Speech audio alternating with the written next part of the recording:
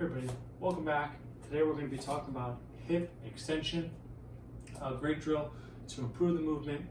It's not necessarily overlooked, but it's definitely a range of motion that is necessary for performance. If we think about sprinting, all the power exercises require what we call triple extension, and that's extension of the hip, the knee, and even through the foot as it comes into plantar flexion.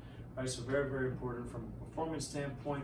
And then if we think about the lockouts in our deadlifts and our squats and lunges and everything driven through the lower body, it all requires adequate hip extension at the top. And if we are limited in that, then we can start to see compensations to the lumbar spine. We can start to see issues traveling down to the knees. A lot of people with very tight quads who lack hip extension end up with knee issues. So very important component for the hip to allow for healthy joints to perform.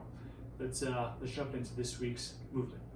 All right, so we're going to be going through hip extension lift-offs. We're going to be in a quadruped position, and we're going to do it in a way where we can take out compensations from the lower back. Because a lot of times what we'll see is someone who lacks hip extension, they'll try to lift their leg up, but then they'll extend their spine, or they'll recruit other areas to help them get through the motion. And we want to try to prevent that as much as possible, because we want to train hip extension.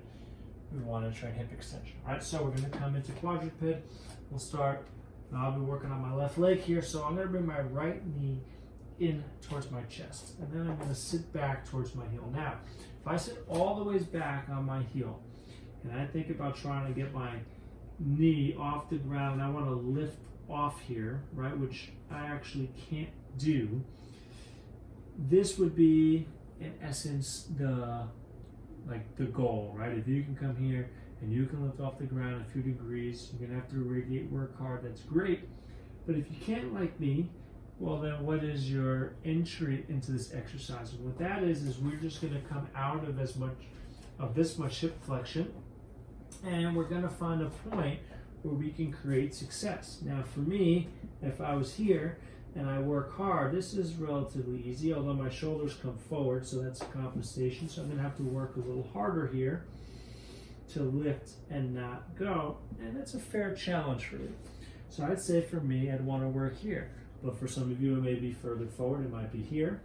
For some of you, it might be somewhere in between. And the idea here is that we're able to lift the leg, and like I said before, we're not going to let everything come forward.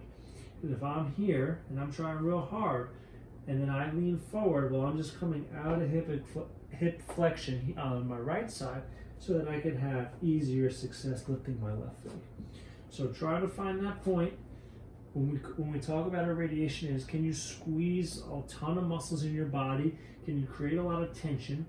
And then can you create that motion? Hold it. Let's aim for 10-second holds, 5 reps, 10-second holds on each side. Start with 2 sets, work your way up to 3 or 4. Great way to build up active control of hip extension, which will then carry over to all those other performance measures that we talked about. If you enjoyed this video, make sure you hit the like button, subscribe to the channel, and let me know what you guys think in the comments below. Otherwise, I hope you guys are staying safe, stay moving. I'll see you guys next time.